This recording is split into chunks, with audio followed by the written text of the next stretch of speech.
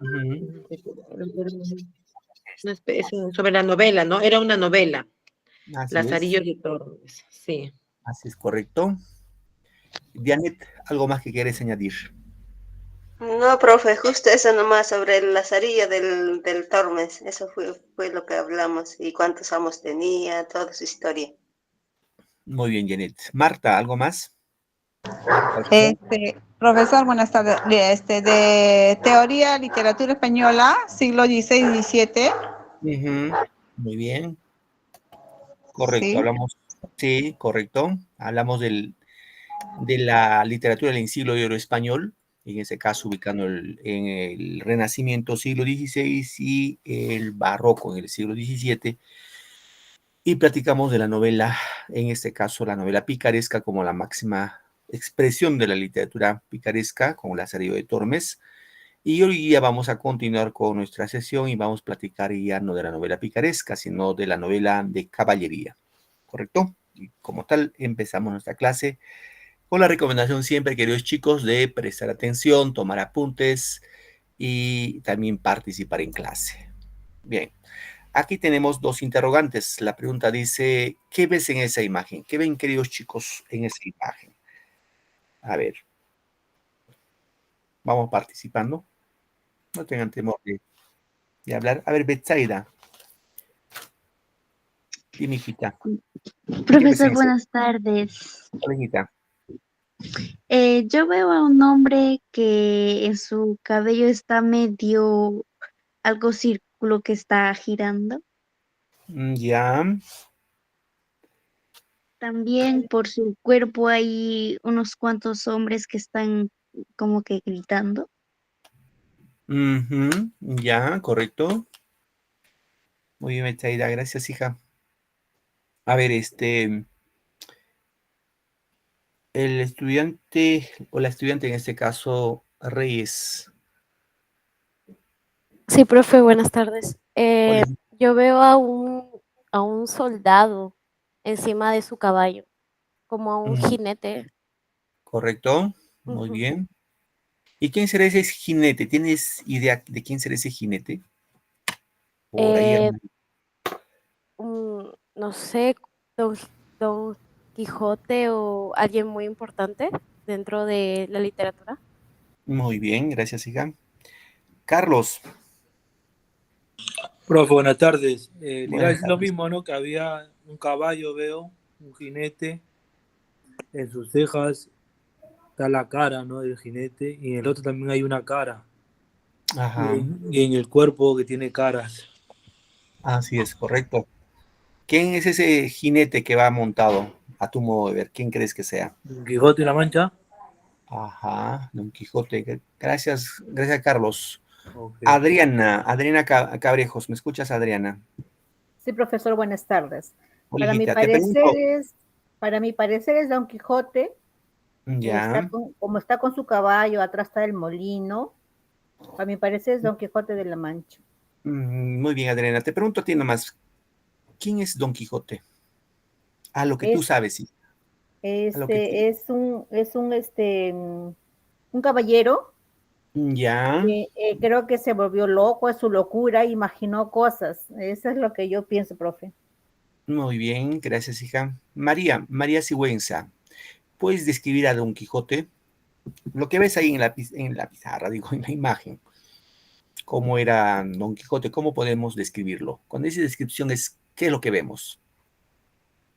¿Qué es lo que vemos? Aquí puedo ver a un hombre pensante, ¿no? Pensante, Ya, inteligente, ujú, puedo decirlo también, ¿no? ujú, Está sobre, no aprecio que sea un caballo, lo aprecio como un toro, parece un toro, ujú, ujú, ¿no? Y tiene una lanza, sí es Don Quijote de la Mancha, tiene una lanza, eh, un poco, ¿no? Su aspecto un poco tenebroso, ¿no? Un hombre parece un poco tenebroso. ¿Qué más puedo ver ahí? Más que todo, esta es una novela, profesor, esta es una novela, veo también rostros. rostros prácticamente parecieran monstruos, ¿no?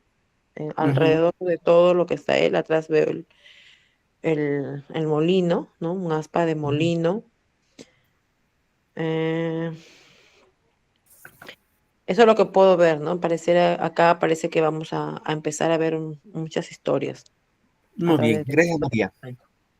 Muchas gracias, hija. Muy bien, excelente. Bien, chicos, pues, bueno, hay algunos que todavía están con la manito levantada. Me hubiera gustado avanzarlo con ustedes para platicar el tema que vamos a ganar, nos va a ganar el tiempo. Voy cortando ya, chicos. Excelente su participación. Bien, algo que decía, recorren Don Quijote de la Mancha, el autor es Miguel de Cervantes Saavedra, ¿sí? Y Cervantes decía esta frase. ¿Qué decía Cervantes, profe? El que lee mucho y anda mucho, ve mucho y sabe mucho. ¿Correcto? Es decir, una persona que lee mucho, sabe mucho. Y una persona que anda, o sea, viaja, ¿qué cosa? Ve mucho.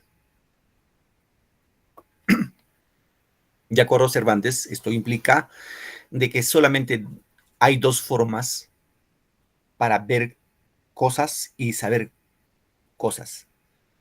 Leer y viajar. Es decir, cuando uno lee, queridos estudiantes, es el único medio, el único camino para saber, para adquirir conocimiento, para adquirir información. Es el único medio. No hay otro medio. Correcto, en este caso Cervantes siempre nos motiva hacia la lectura, que debemos leer, cultivar el hábito de lectura, entendido de que también seguramente cuando vamos a hacer la obra vamos a encontrar una parodia acerca de la lectura. ¿Correcto, chicos? Bien, vamos avanzando acá. Entonces acá ya platicamos de la novela en el siglo de oro, en este caso la novela barroca, que se desarrolla, ¿no? Esta narrativa en el siglo XVII y se inicia con Quijote o Miguel de Cervantes Saavedra con su novela La Galatea, su novela pastoril. Y sin embargo, ya saben ustedes, su novela de mayor reconocimiento es El ingenioso hidalgo Don Quijote de la Mancha, que se publicó en 1605. Y en esta imagen podemos observar al Quijote, ¿no? Que es un hombre alto, flaco, delgado, ya más o menos unos 60, 65 años, que va montado sobre su caballo llamado Rocinante, ¿no? Y al lado suyo va su escudero, que va montado sobre un burrito, y este señor se llama el famoso Sancho Panza, ¿correcto? Bien. Un poco platicamos de lo que es la novela de caballería. Hemos visto la novela pastoril, la clase pasada, y en este caso vemos la novela de caballería. Como definición vamos a indicar que es el género literario escrito en prosa, ¿no? Es muy popular en la época del Renacimiento, en que se van a contar historias de aventuras de caballeros andantes imaginarios que dicen o dedican su vida en luchar por causas justas. Las historias de heroísmo caballeresco fueron un elemento importante de la literatura media en toda Europa, correcto, no solamente en España, sino en toda Europa. Ahora, en España se va a desarrollar a fines del siglo XV, ¿correcto? La novela de caballería recobró una fuerza con la publicación de la versión revisada de la obra de Amadís de Gaula de García de Rodríguez de Montalvo. La invención y la difusión de la imprenta a finales del siglo XV hizo posible su producción en masa. Queridos estudiantes, hay que tener en cuenta que la imprenta pues fue de mucha importancia en esta época, en la época del Renacimiento. Digámoslo, el surgimiento, la invención, en este caso por el alemán Johannes Gutenberg, que inventó esta imprenta. Y gracias a la imprenta, pues tenemos, como tendrán ustedes, todos los libros que tenemos en casita, todos los libros que hemos leído es gracias a la imprenta. Sin ello hubiera sido difícil, quizás para nosotros y para todos nosotros, aprender a leer, salvo si hubiéramos sido de la élite, ¿no? De la clase alta. Pero no todos hubiera estado a nuestro alcance, hubiera sido bastante difícil tener las obras a nuestro alcance. Entonces, la imprenta, repito, fue un avance enorme que se dio un gran salto, en este caso durante el Renacimiento, para que en masa podamos leer los distintos libros, obras, etcétera, que surgieron en esa época. ¿Tienen idea ustedes qué libro se llevó por primera vez a una imprenta? ¿Tienen idea? Yo pienso que ese libro lo tenemos todos en casa. La Biblia, profesor. La Biblia, profesor. Muy bien, la Biblia, así es, la Biblia. La Biblia fue el primer libro que se llevó a la imprenta, ¿no? Y en esta época todavía pues la iglesia, la religión tenía una fuerza, una preponderancia, ¿correcto? Muy bien, un poco entonces platicamos ya ahora de Cervantes, Miguel de Cervantes Saavedra. Este señor escritor español nació en Alcalá de Henares, Madrid, en 1547. Luchó en el combate de Lepanto, y por ahí hay que tener en cuenta que al Cervantes se llama el Manco de Lepanto, y vamos, ¿por qué se le llamó el Manco de Lepanto? Estuvo preso en Argel 5 años, pues lamentablemente tuvo muchas dificultades económicas Cervantes, vivió toda su vida en la pobreza, y también tuvo problemas en mismo España, considerado como el mejor entremesista español, y fallece pues en 1616. Y decíamos, se le llama el Manco de Lepanto, por lo que Cervantes se dice que fue herido por 2 disparos certeros de arcabuceros turcos, mientras dirigía un ataque con otros 2 infantes de marina subidos a un pequeño bote. 2 impactos le dieron en el pecho y el tercero le dejó inutilizado de por vida la mano izquierda. Quedó tullido. Gracias a Dios fue la mano izquierda. Si hubiera sido la mano derecha hubiera sido difícil quizás que escriba, pero pues quedó inválido la mano izquierda. Por eso, repito, chicos, se le llama el Manco de Lepanto a este escritor muy connotado llamado Cervantes. Bien, continuamos acá. Vamos a ver qué obras escribió Cervantes. La Galatea es una de sus obras.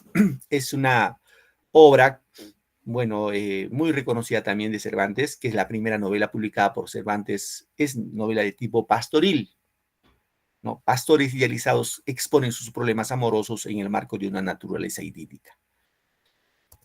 Tenemos otra obra que se llama Novelas Ejemplares, que es un conjunto de 12 novelas cortas, publicado en 1603 en Madrid, España. Su denominación de ejemplares obedece al carácter didáctico, moral, que concluyen en alguna medida los relatos. Es decir, estas 12 novelas, su función básicamente es de educar al lector, ¿no? Educar al lector. Otra de las obras de Cervantes es Los trabajos de Pérsiles y Segismunda, que es la última novela de Cervantes, novela bizantina, en la que narra un sinfín de aventuras fantásticas ocurridas en lugares exóticos, ¿no? Bien, lo que nos centra en este caso, en esta tarde, es platicar acerca de su mejor novela de Cervantes, que es El ingenioso hidalgo Don Quijote de la Mancha. El género de esta obra, de esta novela, es un género narrativo. Su especie es novela. Eso ya hemos visto en el primer bimestre, como es el género narrativo, ya saben, escrito en prosa. El género narrativo tiene 2 especies bastante conocidas, la novela y el cuento, en este caso es una novela. El tema de la novela es la lucha entre lo ideal y lo material. Es el tema central. Los personajes, bueno, hay más o menos 600 personajes, pero los personajes más importantes son, en este caso, el Quijote, Don Quijote de la Mancha, que representa el hombre ideal, el hombre idealista, y Sancho Panza, que representa el hombre materialista. Y entre lo ideal y lo material, siempre hay una lucha constante. Otros personajes, aparte del Quijote, bueno, el Quijote vemos, ¿no? Como Alonso Quijano, que era su verdadero nombre, Sancho Panza, que es un labrador, a lo que el Quijote le va a nombrar como su escudero, a cambio de darle ínsulas, tierras para que pueda gobernar. Rocinante es el caballo del Quijote, Dulcinea es la amada del Quijote, en este caso llamado Aldón San Lorenzo, el Sansón Bachiller Carrasco, ¿no? Entre otros personajes que más o menos suman 600 personajes. Bien. El escenario de la novela, el escenario, cabe decir, el lugar donde se desarrolla esta novela es La Mancha, Quijote de la Mancha, ¿no? ¿Recuerdan? La Sierra Morena, Barcelona, entre otros lugares. Pero esos 3 son los lugares en la cual se desarrolla la novela. Bien, Esta novela, un poco para tener en contexto, se trata de lo siguiente. El Quijote se dice que había leído muchas novelas de caballería. Muchas novelas de caballería. Y el tema es que a tanta lectura, ojo, es una parodia, chicos, o sea, no empezar, entonces ya no voy a leer porque mi cerebro se me va a secar. Se dice de tanto leer, su cerebro se le seca y se convierte en un loco, en un orate. Entonces ese loco empieza a buscar un escudero, entonces va a buscar al Sancho y le dice, tú vas a ser mi escudero, a cambio te voy a dar ínsulas para que puedas gobernar. Y el Sancho pues dice, bueno, voy a ser tu escudero. Y con él, con el Sancho, empiezan a recorrer los lugares que hemos mencionado y van a pasar varias aventuras.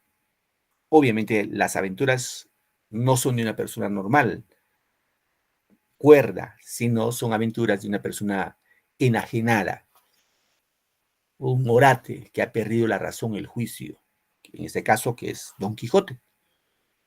Bueno, en una aventura es este que vemos en los molinos de viento, se dice el Quijote y el Sancho iban por una llanura, por un camino, y de pronto pues el Quijote ve los molinos de viento, que son objetos enormes que van girando con el viento y van produciendo electricidad. Bueno, el Quijote piensa que son monstruos, enormes monstruos que le quieren hacer daño, y le dice al Quijote, préstame tu escudo y la espada, y la lanza en ese caso, y se pone a pelear con los molinos del viento. Pese al Quijote le dice, no son monstruos, son molinos de viento, pero el Quijote está empecinado de que eran pues monstruos. Y al final pues el Quijote queda maltrecho, porque con los objetos se pone a pelear, pero no logra su propósito. ¿Correcto? En otra oportunidad, por ejemplo, chicos, ¿conocen ustedes el rebaño? ¿Qué es rebaño? ¿Conjunto de qué? De ovejas. El conjunto de ovejas, profe. Muy bien, conjunto de De ovejas. ovejas, profesor. Correcto, chicos. Entonces lo que pasó era lo siguiente, había, dice, en una llanura, donde se presentaban las ovejas, dos rebaños. ¿Saben? Rebaños conjuntos de ovejas, como han dicho. Vamos a poner rebaño 1 y esto vamos a suponer que es el rebaño 2. El rebaño 1 iba en dirección del rebaño 2 y el rebaño 2 iba en dirección al rebaño 1. Es como si se van a encontrar dos rebaños. Entonces el Quijote cuando ve eso, piensa que dos ejércitos se van a pelear, van a entrar en guerra. Monta su caballo y pues se va y dice que no haya guerra, ya pasa, ¿cómo se van a pelear? ¿No? Pero no eran pues dos ejércitos, eran rebaños de ovejitas, de carneritos. Y en este caso, pues uno de los dueños de los rebaños lo agarran a pedradas, a galgadas, con los perros, y le maltrecho también el Quijote. De esta manera se va desarrollando la novela, pero acá hay algo interesante, ¿no? Hemos dicho que el Quijote era un tipo loco, era un orate, enajenado. Era un hombre idealista, soñador, quería hacer el bien sobre la faz de la tierra. Mientras que Sancho era un tipo materialista, pragmático, siempre le hacía entrar en razón al Quijote, aunque no lo hacía caso. En el desarrollo de la novela, las dos psicologías, tanto del Quijote y del Sancho, se van combinando. Las dos psicologías. Entendido del Quijote era un hombre idealista y Sancho es un hombre materialista. Es decir, en la novela ambas psicologías se combinan y al final de la novela, el Quijote, que era así idealista, soñador, se convierte un poquito más práctico, más pragmático, más materialista. Y el Sancho, que era así medio pragmático, materialista, se convierte en algo de soñador. Es decir, las dos psicologías se combinan. Al final, el Quijote recobra la razón, se convierte cuerdo y fallece al final de la novela. Y ahí viene lo interesante, ¿no? Aquí lo que queremos ver, que es el tema central de la novela, en la que la obra plantea la lucha entre lo ideal y lo material, ¿no? El Quijote, bueno, en este caso, constituye el modelo del hombre noble, idealista, bondadoso, pero enajenado, o sea, loco, ¿no? Acá estamos. Acá estamos. Hombre noble, idealista, bondadoso, pero enajenado, ¿no? En todo lo referente al mundo caballeresco a causa de sus lecturas. Mientras que Sancho representa un hombre llano, o sea, un hombre del pueblo. Con su enorme sabiduría popular, es un tipo práctico y materialista. ¿Correcto? Pero al mismo tiempo es crédulo, le cree a su amo. Y a lo largo de la obra, de la novela, sufre un proceso de quijotización. Como hemos dicho, lo que Quijote era un loquito, idealista, soñador, Sancho lo va adquiriendo eso. Y en su psicología, me refiero en su mundo psicológico. Bueno, uno de los mayores aciertos del Quijote es el lenguaje. Sancho Panza, ¿no?, va a usar un lenguaje vivo, popular, e enriquecido con numerosos refranes. En la novela, chicos, cuando el Quijote interviene, Quijote utiliza un lenguaje culto. ¿Por qué, profesor? Dirán ustedes, porque ya saben, Quijote había leído muchas novelas de caballería, entonces conocía muy bien el lenguaje. Mientras que Sancho, que no leía ni, bueno, no sé si leía algo, era un tipo del pueblo, ¿no? Usaba un lenguaje sencillo, coloquial. Entonces, ese tema, cuando acá dice el tema de la quijotización, reitero, chicos, hemos dicho que el Quijote era un tipo idealista, soñador, en ese caso por haber perdido la razón, y Sancho, que era un tipo pragmático, materialista, práctico, popular. En el desarrollo de la novela, ambas psicologías se combinan, ¿correcto? Y ahí podemos decir la quijotización de Sancho y la sanchificación del Quijote. O sea, las dos psicologías se van combinando entre ambos personajes. Y en la vida práctica, queridos estudiantes, eso pasa. En nuestra vida cotidiana eso pasa. Por ejemplo, si alguno de ustedes, por ejemplo, ya tiene, vamos a suponer, tiene a su pareja, a su esposo o su esposa, pues es más, ustedes me van a la razón. Al inicio, pues, digámoslo, las dos formas de cómo han crecido, hay un choque. Y muchas veces se generan problemas, ¿no? En la pareja. No le comprendes ni él ni ella te comprende. ¿Por qué? Porque su psicología, cómo han sido educados, etcétera, etcétera, no son iguales. Pero con la convivencia, ambas psicologías se van comulgando, se van fusionando y ambos tienen algo de los dos. Eso como ejemplo, ¿no? Otro ejemplito, vamos a suponer que una persona una de las personas X liba mucho, es un tomador. Y se busca un amigo que no toma nada, ¿ya? En su convivencia de amistad van a buscar un equilibrio. El que tomaba mucho va a dejar de tomar, algo va a dejar de tomar, y el que no tomaba nada, algo va a tomar, y buscan un equilibrio. Eso es lo que nos demuestra en esta obra, en este caso, El Quijote de la Mancha. Bueno, como características de uno de los personajes, en este caso, que es la Dulcinea del Toboso, la mujer que inspira al Quijote en sus obras, vamos a encontrar un personaje irreal que solo existió en la mente de Don Quijote. Dulcinea del Toboso, la amada del Quijote, una mujer lejana y fantástica, encierra en ella otros tipos femeninos, el de Aldonza Lorenzo, al de una moza aldeana, a la cual era convertida por un encantamiento. Todas las aventuras que lo suscita al Quijote lo va a dedicar a esta mujer, Aldonza Lorenzo. Y recuerden que la mujer siempre es inspiración para los hombres. El amor que lo inspira a hacer, pues en este caso, sus aventuras al Quijote. ¿Correcto, chicos? Bien, a ver, antes de continuar, vamos a hacer un pequeño resumen a manera de video de esta obra, ¿ya? Para que se complemente mejor la información. Bien, un momentito.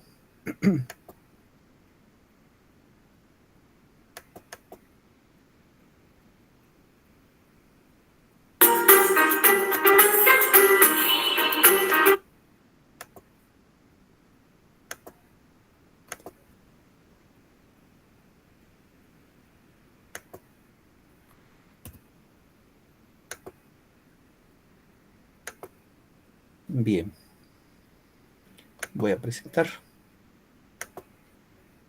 Prestamos atención, chicos, por favor.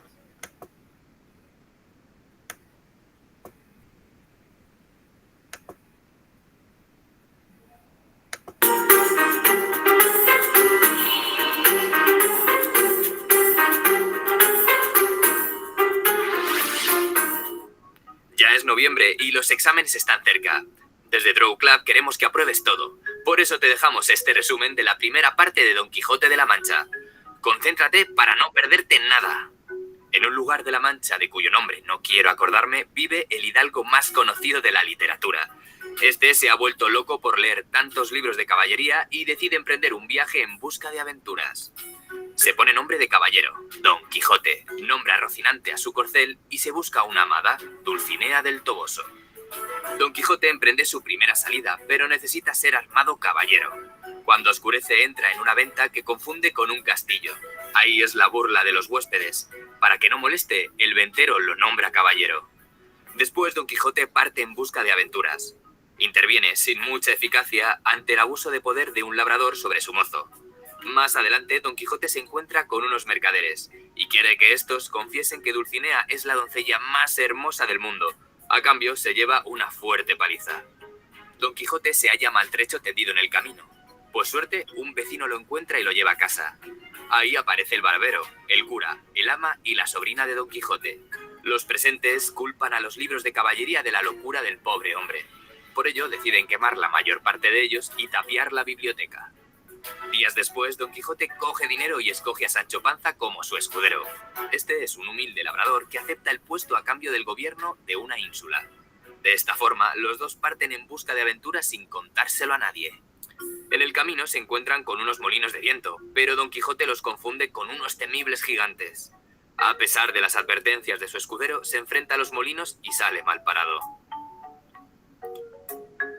Más adelante se entremezcla el conflicto con unos frailes y los vizcaínos. En el siguiente capítulo la acción se pausa. El autor de la obra dice que ha encontrado el manuscrito de las historias del caballero, escritas por el historiador Cide Hamet Benengeli. Después retoma la pelea con el vizcaíno. Don Quijote le deja marchar si presenta sus respetos a Dulcinea. Posteriormente a Don Quijote se le rompe el casco. Por ello quiere encontrar el yelmo de Mambrino. Más tarde se encuentran con unos caballeros, con los que van al funeral del joven Grisóstomo. Muerto por amor no correspondido. Al final se despiden de los cabreros. Luego Rocinante se acerca a unas yeguas. Sus dueños, 20 gallegos, lo apalean. Don Quijote y Sancho Panza lo defienden, pero también acaban mal. Después llegan a la venta de Palomeque, y Don Quijote imagina que es un castillo. Ahí la mujer del ventero, su hija y Maritornes curan a los hombres. Por la noche, Maritornes se mete por error en la cama de Don Quijote. Esta había quedado con un arriero que se hospedaba en la venta. Después se desata una pelea nocturna entre Sancho, el arriero, Don Quijote, el ventero, Maritornes y un cuadrillero. Al día siguiente, Don Quijote y Sancho deciden abandonar la venta sin pagar. Sancho es manteado y el ventero se queda con sus alforjas. En el camino, Don Quijote confunde dos rebaños con dos ejércitos y arremete contra uno de ellos. Después llegan los pastores a defender a sus ovejas y apalean a Don Quijote. Más adelante los enfrentamientos continúan. Don Quijote ataca a una cofradía con un cadáver, luego a un barbero al que le quita su bacía creyendo que es el yelmo de Mambrino y finalmente libera a los galeotes, unos presos que son llevados por la Santa Hermandad. Para despistarlos, caballero y escudero deciden esconderse en Sierra Morena. Después Don Quijote se aísla en Sierra Morena desnudo y haciendo extravagancias. Manda a Sancho llevar un mensaje a Dulcinea. Este en el camino se encuentra con el cura y el barbero, quienes le piden que les lleve hasta el hidalgo. La acción principal se intercala con la historia de Cardenio y Luscinda, Dorotea y Don Fernando. Dorotea y Cardenio logran sacar a Don Quijote de la sierra. Después llegan de nuevo a la venta de Palomeque. Allí se intercalan nuevas historias, y el caballero tiene un encontronazo con el barbero al que había robado la bacía. Finalmente, en la venta, fingen un encantamiento y encierran a Don Quijote en una jaula. El cura y el barbero lo conducen hasta su casa para que ahí se cure de su locura. Y hasta aquí este pedazo de resumen. Si ya habías leído El Quijote, también tenemos otros resúmenes de libros para tus posibles exámenes. Ah, y si te ha gustado, suscríbete. Muy bien, hay un pequeño resumen del Quijote de la Mancha. Bueno, vamos a ganar tiempo. Vamos ahora con lo que sigue, chicos. A ver.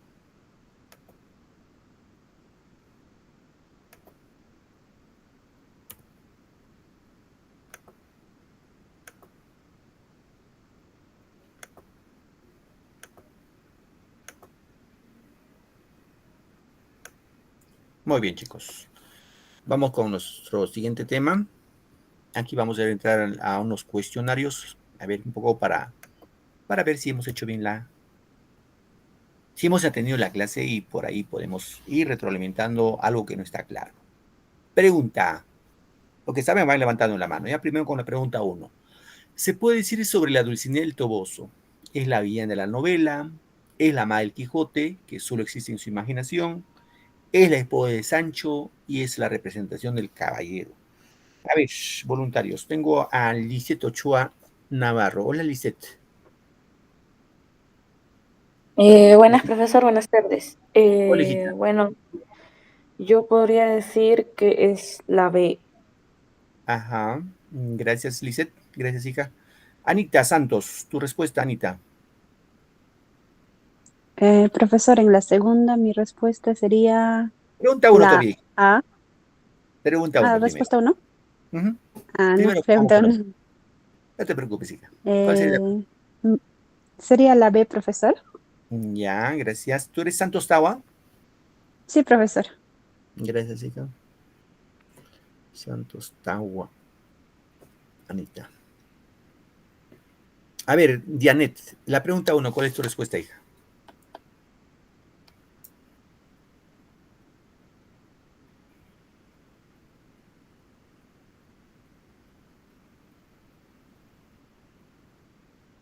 ¿Algo pasó, Dianet? Bueno, que entender su micro. A ver, segundo, Díaz. Tu respuesta, hija. Disculpe, profe, mi internet parece que está mal. Ah, ok. Dime tu respuesta, hija.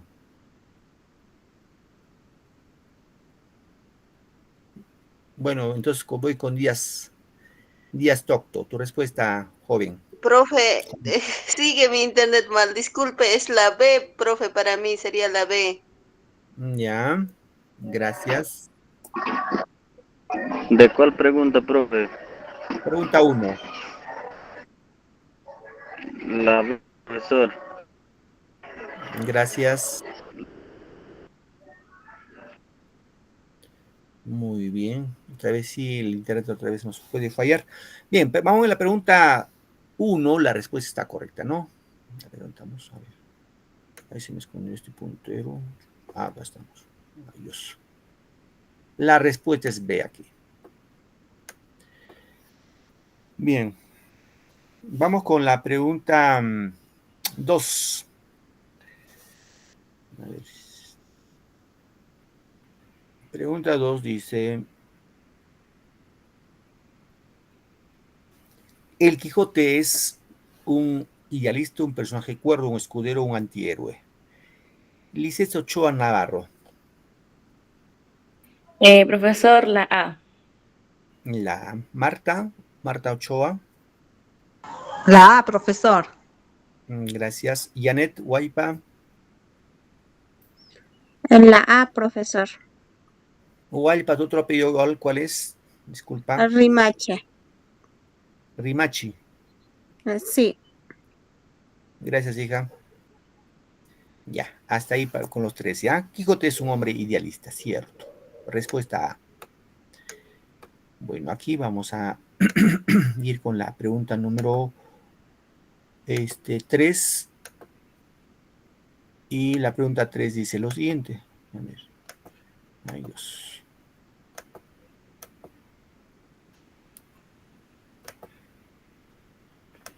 La pregunta dice: la segunda parte del ingenioso hidalgo Don Quijote de la Mancha fue publicada ¿en qué año? ¿1605, 1615, 1614 o 1608? ¿Alguien sabe esa pregunta? En 1614, profesor. ¿Quién me dijo eso? Anita, ¿no? Soy.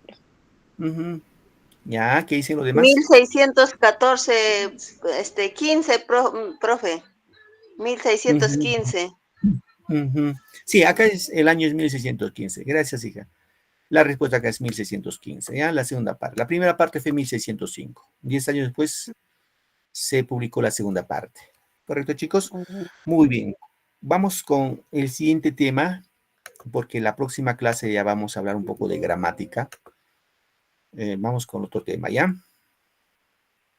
Hoy ya vamos a tener esa partecita de lo que es literatura. Y la próxima nos centramos en lo que es gramática. Entonces voy a presentar, por favor, un momentito.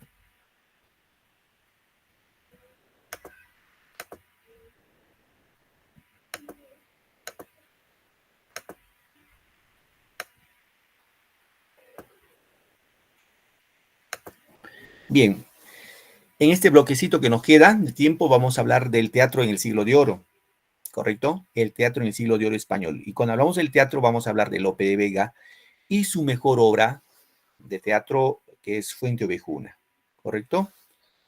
Bien. Bueno, es un poco vamos dando el salto.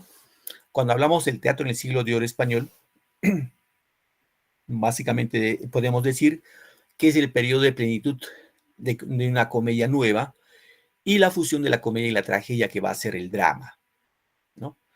Ahora, los máximos exponentes en este caso del teatro son, aquí tenemos a estos tres personajes, Calderón de la Barca, Tirso de Molina y Lope de Vega. De estos tres, seguramente el más importante, el más destacado, el más connotado es el escritor Lope de Vega. Este es el más importante, ¿correcto?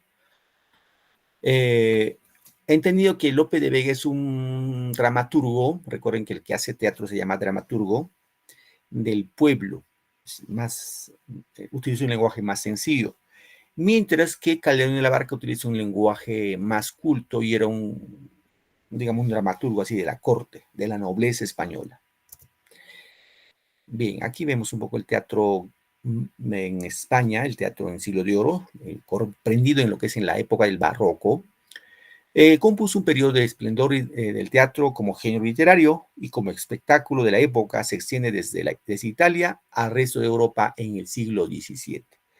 Los temas que va a abordar el teatro es el honor, la religión, la tradición nacional, entre otros, ¿no? Vamos viendo un poco de Lope de Vega como el máximo exponente en este caso, del teatro español. Podemos indicar que Lope de Vega se le conoció también como el Fénix de los ingenios y otros lo decían como Cervantes le puso el apelativo del monstruo de la naturaleza. ¿Por qué le puso ese apelativo? Porque se dice que Lope de Vega escribía 16 horas al día. Solo 8 horas usaba para dormir o para descansar. Imagínense una persona escribiendo 16 horas, pues no es fácil, ¿no? Considerado, ojo chicos, ahí como el padre del teatro nacional, así como Cervantes, que, bueno, no lo hemos mencionado, Cervantes considerado padre de la lengua española. ¿Por qué? Porque aportó muchos términos al español, que en esa época estaba en formación. De la misma manera, a Lope de Vega se le considera como el padre del teatro nacional por los aportes que hizo. Y ustedes dirán, profe, ¿qué aportó Lope de Vega? Sustancialmente la creación del drama. Recuerden, en Grecia, en la Grecia antigua, que hemos visto en primer bimestre, se desarrollaron dos especies literarias en el teatro, la comedia y la tragedia. Y ya con Lope de Vega lo incorpora el drama, que es combinación de tragedia y comedia, ¿sí? Por eso se le considera como el padre del teatro español. A los 12 años llegó a crear su primera novela, su primera comedia en este caso, titulado El verdadero amante. Murió en agosto, a mediados del siglo XVII, y sus restos pasaron a una fosa común, como cualquier hijo de vecino, ¿no? Normal. ¿Cuáles son las características que desarrolla el teatro de Lope de Vega? Va a mezclar lo trágico con lo cómico, que hemos dicho que sale como resultado lo que es drama. No hay que olvidarnos eso, por favor. Existen tres tipos de personajes, obviamente de la clase alta, como los reyes, de mando medio, así digamos, los encomenderos de los reyes y el pueblo, ¿no? Y también en las obras de Lope de Vega tienen 3 actos. Y los personajes son de estratos sociales. Ahora, en España, queridos chicos, el teatro se desarrollaba en las plazas, en las plazuelas, en las cazuelas también, ¿no? En las, casonas. En las casonas, vemos acá en esta imagen, es una casona, ¿no? Una casona, es que es característico de España y seguramente en algunos lugares de nuestro país todavía personalmente he podido conocer así casonas como esto, en la cual viven muchas familias, ¿no? Y así como en la casona, en las plazuelas, en las plazas, cuando se hacían obras de teatro, Por lo común se significaban pasajes bíblicos para mantener la fe del cristianismo. Se dice que bueno, esto es pues un escenario, ¿no?, de teatro. Siempre el teatro se miraba de pie, parado. Y un grupo de personas que espectaban de las ventanas se llamaban los mosqueteros, ¿no? Esa es la característica, las casas con balcones. La casa con balcones es una característica, pues, de las casas de origen español y que han llegado, pues, hasta nuestro país, ¿no? Bien. ¿Qué obras escribió Lope de Vega? Por ejemplo, escribió en poesía, escribió poesía también, Rimas Sacras, La Filomena, en 1621. Obras de teatro, género dramático, El villano en su rincón, El mejor alcalde del rey. Y su mejor obra, en este caso, es Fuente Ovejuna, ¿no? Fuente Ovejuna es su mejor obra de Lope de Vega. En la estructura de esta obra vamos a encontrar que género dramático, no se olviden, género dramático, especie de drama. El año que se publicó fue en 1619. Está escrito en versos, en poema, ¿no? El tema es el honor villano. Escenario es el pueblo de Fuente Ovejuna, esto queda en Córdoba, España. Va a predominar en la obra la intriga, tiene 3 actos, pertenece al barroco y rompe con las 3 unidades aristotélicas, ¿no? Aquí tenemos en la primera parte, ¿no? Esto, antes de ver esto, vamos acá con los personajes, ¿ya? Un poco para ir entendiendo. Bueno, en este caso encontramos los personajes como Fernán Gómez Guzmán, que es el personaje central de la novela. Este es un comendador, ¿no?, de la Orden de Calatrava. Cuando ese comendador es así, funcionaba como una especie de cobrador de parias de tributos que el rey lo va a encomendar. Él llega al pueblo de Ovejuna como comendador. Ahora, en el pueblo habían criados, o sea, los jóvenes que estuvo bajo su mano de don Fernán Gómez, que era Ortuño y Flores, ¿no? Son criados del comendador y pues estaban al servicio de él y en todas sus fechorías, ¿no? Pascuala y Laurencia Jacinta, que son labradoras del pueblo de Ovejuna. Mengo es un bufón. Cuando decimos bufón, se supone que es un personaje gracioso. En todas las obras de drama siempre hay un personaje gracioso. Esteban, bueno, Frondoso es un labrador. Esteban es el papá de Laurencia y alcalde de Fuente Ovejuna. Bueno, encontramos los reyes católicos y el juez, más o menos como referencia. ¿De qué trata esta obra en forma sintética? En la primera parte, en el primer acto, son 11 escenas. Vamos a encontrar los abusos del comendador al pueblo de Ovejuna. Es decir, este comendador Fernán Gómez llega al pueblo de Fuente Ovejuna, pero este comendador tenía una característica muy singular. ¿Cuál era? De ser un tipo lascivo, lujurioso. ¿Correcto? Era muy lujurioso. Este señor no respetaba si la mujer era soltera, casada, viuda, etc. No respetaba. Simplemente mujer que le gustaba, pues si no era buena, era la mala. ¿Correcto? Entonces, este señor empezó a abusar de todas las mujeres jovencitas del pueblo. Y el pueblo, de alguna manera, pues trató de, digámoslo, de soportarlo hasta que va a pasar un acontecimiento. Esto ya lo vemos en la segunda parte, en el segundo acto.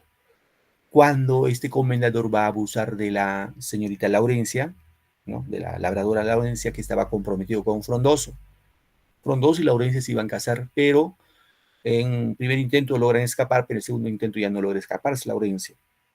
El comendador abusa de esta jovencita, y cuando el pueblo está reunido por el alcalde Esteban, ahí llega Laurencia toda desmelenada, y le dice a los hombres del pueblo: cobardes, no hacen respetar a sus mujeres. Bueno, instigado, el pueblo se levanta y va contra el comendador y lo matan. Sí, lo matan al comendador por lascivo, ¿no? Frente a esa situación, lo que va a pasar es que el pueblo, obviamente el rey se entera, el rey de España se entera y va a mandar a un juez a investigar y para castigar a los causantes de la muerte. Y cuando el juez llega al pueblo de Fuente Ovejuna, pregunta: ¿quién mató al comendador? Y todos responden: Fuente Ovejuna. Entonces, cuando el juez regresa a dar su manifiesto ante el rey, le dice lo contado, ¿no? Lo pasado. Y el pueblo va tras él y pues le explican al rey lo que hacía este lascivo comendador. El rey les escucha y les va a perdonar al pueblo. ¿Correcto? De eso en forma sintética trata esta obra. Vamos a ver a manera de un resumen de un video para poder entenderlo un poquito mejor de lo que les he explicado. A ver, un momentito, por favor.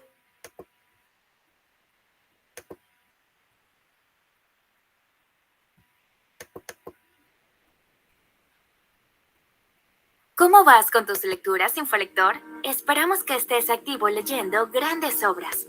Bien, un momentito, chicos. Voy a presentar.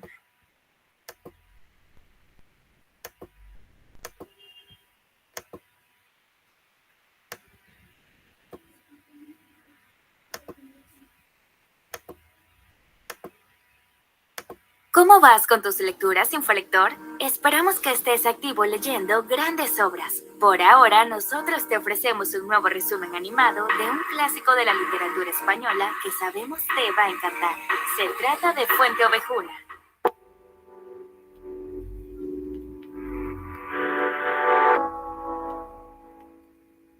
Fuente Ovejuna es una obra teatral del siglo de oro español, escrita por el gran dramaturgo y poeta Lope de Vega, considerado uno de los escritores más populares y destacados de la época.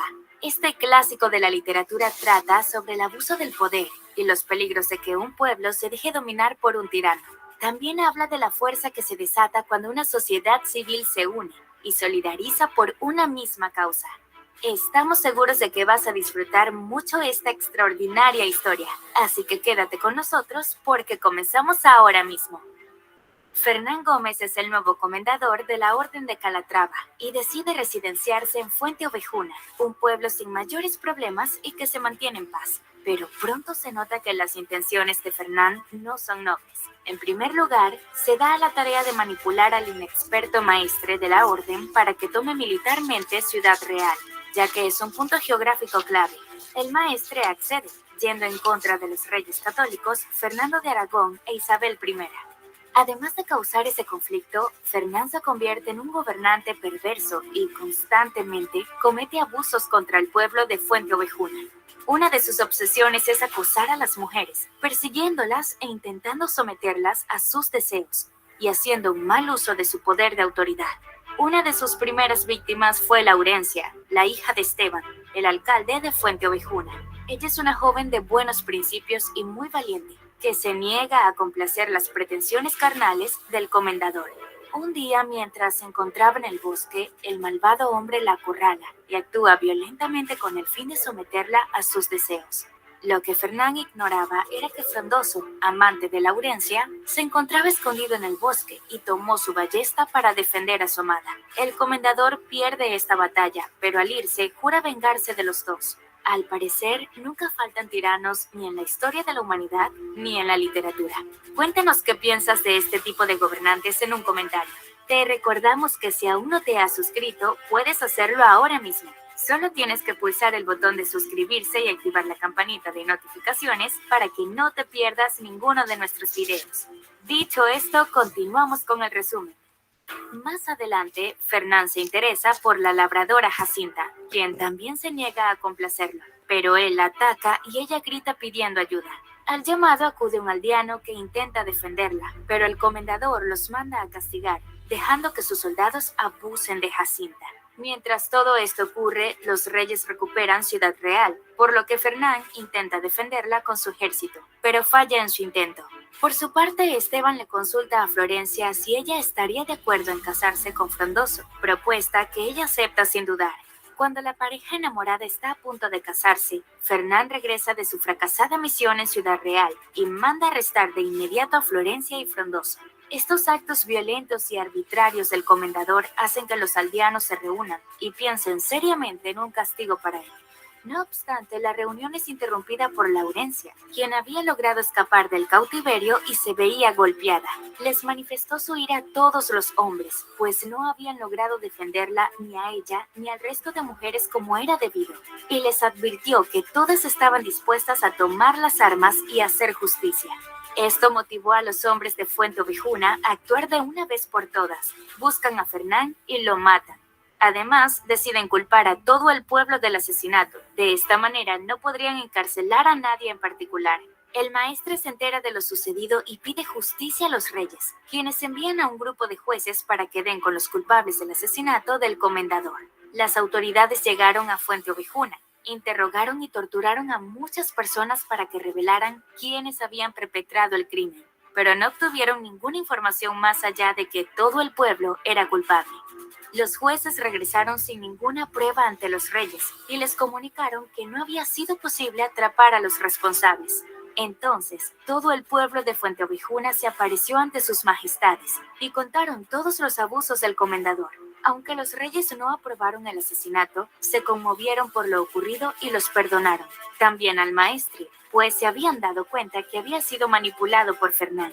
Es así como el pueblo de Fuente Ovejuna recobra su paz y retorna a vivir la vida que el tirano les había arrebatado. ¿No te parece una historia inspiradora? Te invitamos a leer el libro completo en nuestro sitio web, así como otras obras del gran Lope de Vega. Somos Infolibros. Si deseas ver más resúmenes animados de los mejores libros, suscríbete a nuestro canal. Muy bien, chicos. Hay un pequeño resumen de la obra Fuente Ovejuna. Bueno, en este caso encontramos el clamor del pueblo en busca de justicia, ¿no? Porque esta situación, pues, en algunos lugares se ha tratado de emular este accionar del pueblo de Fuente Ovejuna frente a la injusticia, ¿no? Esa pasa en nuestro país también. Hay situaciones en que, en este caso, el pueblo se cansa y pues toma justicia por sus propias manos. Ahora al menos que vivimos en la delincuencia. Bien, chicos, ¿alguna pregunta hasta esta parte? ¿Alguna duda de parte de ustedes? Todo claro, profe. Muy bien. Claro, profesor. Muy bien, chicos. No hay ninguna Todo pregunta. claro, Entonces, profesor. muy bien, Yanecita. Hoy hemos matado dos temas en una sola clase. Recuerden, la novela de caballería, la mejor obra es, en este caso corresponde al ingenioso hidalgo Don Quijote de la Mancha, cuyo autor es Don Miguel de Cervantes Saavedra. Y por otro lado, a Fuente Ovejuna, que corresponde a uno de los mejores dramaturgos de la literatura española, que es Lope de Vega, con su mejor obra, Fuente Ovejuna. ¿Correcto, chicos? Bueno, si no hay más temas que tratar, algo más añadido, nos vamos a quedar aquí. La próxima clase, vamos a hablar un poco de gramática y vamos a ver un poco de literatura. ¿Correcto? Muy bien, gracias por su tiempo y su paciencia. Ya nos encontramos la próxima semana en otra clase más. Que tengan un bonito domingo, una bonita semana, que les vaya lo mejor. A propósito, esta semana es feriado, viene Semana Santa. Pues que les vaya muy bien. Gracias, profesor. Hasta luego. Gracias, profe. Chicos. Hasta luego. Hasta luego. Gracias, profesor. Nos vemos, chicos. Profesor, estaba muy linda la clase. Muy bien, hasta luego, cuídense. Hasta luego, profesor. Hasta luego, profesor.